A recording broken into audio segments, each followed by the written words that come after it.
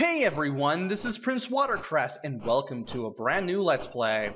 This time around it is Air Rescue for the Sega Master System. Only came out in Europe in 1992. As you can see, we have 5 credits, we cannot waste them. And the title is very imperative of what you're going to do here. You're going to rescue people in the air because you can. There's 5 stages. But if you don't know what you're doing, they can be the hardest 5 stages in the game. And here's the demo, which has you bringing the ladder in and out over and over and flying all the way to the right and shooting at nothing while facing the edge of the level. Meanwhile, we can see a taste of the enemies that we're going to see in the game, such as these missile launchers, these flying sentinels that you can't destroy, that move back and forth while going up and down in a fixed area. And you have all these people who are just white silhouettes resembling people that you do have to rescue. And when you start the game, you can choose between normal difficulty and hard difficulty. I'm going to switch to normal. Hard doesn't seem all that different. I know you gotta save at least one more person every level, and you probably have a little less time. But nevertheless, we're going to start out with round 1, Dangerous Holiday. When you start a level, you get a very quick overview of the entire level. You can kind of figure out where some of the people you're going to rescue are just by looking at this. So pay attention. Anyway, we have 5.5 minutes to get through the first stage. And we need to take this guy out before we can start rescuing people, because he's going to give us a hard time. He's going to shoot at us if we do not take care of him. Now, pressing 1 will allow you to lower and raise the ladder, which you will have to do to rescue some of these people. The people will climb the ladder when you are in the correct position, and you can carry up to 4 people before you have to go back to the starting point and drop them off. In hard mode, I believe it is 3. Also, you have to rescue 7 people to complete the stage, 8 on hard. And if you bring in any people beyond the minimum that you need to bring in, you'll get bonus points for those people, which is pretty cool. Also, you have 4 different weapons to choose from, which you can fire off by pressing 2. There is the bomb that I've used, right here. But there is also a machine gun, a water bomb that will only be able to use for 1 stage, and a stun bomb that will stun enemies for a while. Some enemies at least, as far as I can tell. The only way to choose between them is to press, I believe, 2 on the landing point. Or is it 1? I believe it's 1 that you have to press on the landing point. And from there, you can use a control pad to switch to the weapon you need to use.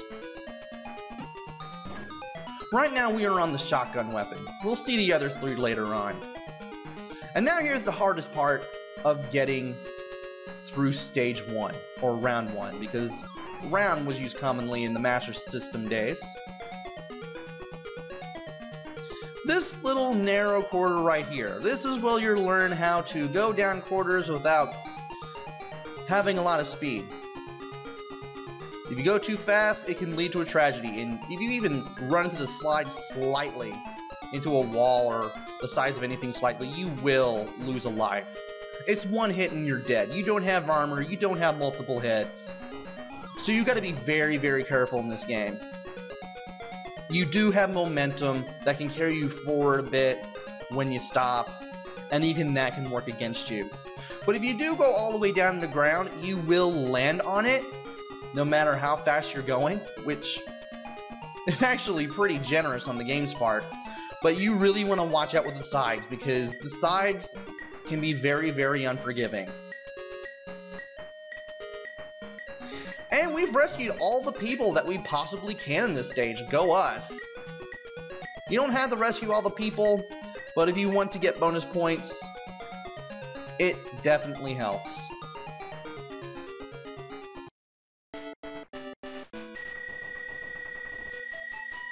And that is round 1 cleared. We get a time bonus as well as a bonus for every person past the minimum that we need to rescue. And then it's on to round 2. Firestorm. This one involves a burning building. This one's going to be more of a vertical stage than a horizontal one. I'm going to start the stage by switching from the water bomb in the lower left to the machine gun in the upper left. This will allow me to take care of these guys that are throwing objects, these little bomb-like objects down from the windows with quite a bit of efficiency. And when you reach the black half of the building, the part that's actually on fire, and I mean really on fire, you want to be careful because there are not one of these planes, but 2. And I narrowly ran into either the plane or the bomb. It's kind of hard to tell. I was trying not to run into the plane, but that was a very well-placed bomb, and I could have ran into that as well. From here, you want to lower the ladder just get it down low enough so that the people can reach it. Once they start climbing, you know they're about to get into the plane. By the way, when you hear this sound over and over, you have reached maximum capacity for your rescuees. So you need to go back to the landing point and drop the people you rescued off. I've done all I can with a machine gun, done all I need to with a machine gun, so we're going to go back to the weapon in the lower left, which is the water bomb. The one on the upper left is obviously the bomb that I use in round 1, and that's designated by the shotgun. And the green bomb on the lower right is, of course, the stun bomb, which we can use to stun human enemies as well as some of the machine enemies, I believe. I could be wrong. I've never really found a use for the stun bombs, though you may. And we've rescued 8 people, which is about as much as we can rescue in this place. Want to time your bomb drops correctly so they land directly on the fires coming out of the windows. And once you've done that, you'll be able to rescue as many people as you need to get through round 2, and it will be on to round 3. Round 3. Countdown. This one takes place at an airport. This is where the game starts to get a little bit difficult, because there are quite a few enemies that you need to dispatch. Knowing that I have the machine gun equipped by default, I instead go to the shotgun. We're going to need that to take care of the guys with the rocket launchers on the plane. If you are in range and you are in their line of sight, they will hit you. Also, in front of the cockpit of that plane, which you weren't able to see because I shot it down just like that, is a tank. It only faces to the right and it will shoot at you. It does shoot every so often, but I managed to take it down with 1 bomb. And before I go to the left, you may have noticed that guy, that little rocket launcher guy, near the satellite tower there, near that air control tower. I want to take him out with a machine gun because it is going to be risky taking him down with a bomb. As a matter of fact, he's pretty hard to see. And therefore, you want to equip the machine gun and take this guy out first. That little splotch of green there is, of course, the guy with the rocket launcher. Big weakness about the guy with the rocket launcher, he can only face one direction. He can't turn around. So you literally have to be in his line of sight in order to get shot. If you're anywhere behind him, he's not going to see you. He's not going to turn around and shoot you. Pretty lame enemy.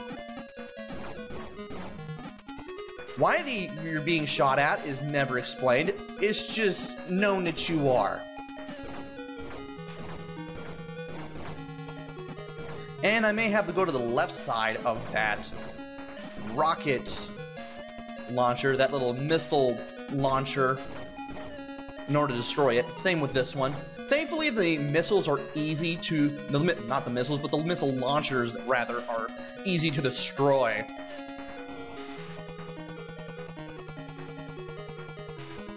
And it's easy to dodge the missiles, too. There can only be one on the screen at any given time. You just want to make sure you make it over there, and boy, did I cut it close. And then you have that flying sentinel that's going in a zigzag pattern up and down. So you want to avoid him, or it, as you rescue these people. And by the way, in case you couldn't tell, you don't have to use the ladder all the time. If you have a flat plane with plenty of area to land on, you can land on it, and the people you're rescuing will go straight to the plane as soon as you're on the ground. There will be some times where you have no choice but to use the ladder, though.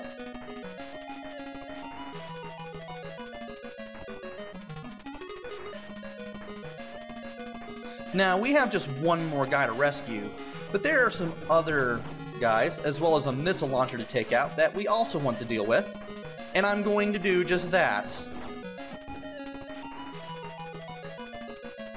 Interestingly, the hostages or rescuees or people you have to rescue, they can go through buildings. You can't. Don't try to go through buildings. Also, when you have a minute left, the music speeds up. Try not to panic. Take it slow. Play conservatively if you have to. Which is a secret I have for a lot of the games that I play on the channel, but it's definitely a good secret to have there. And wow, I had 5 seconds. I didn't even know I had 5 seconds when I played this prior to recording the post-commentary for this. That is something. I really cut it close there. But that is it for round 3. Join me next time for stage, or rather rounds 4 and 5. I don't know why I keep calling them stages, but I do. They're rounds. And once we beat rounds 4 and 5, we will beat the game. This is not a very long game. Pretty difficult near the end, but it's not a long game. Until then, this is PrinceWatercress. Take care, stay safe, and thanks for watching!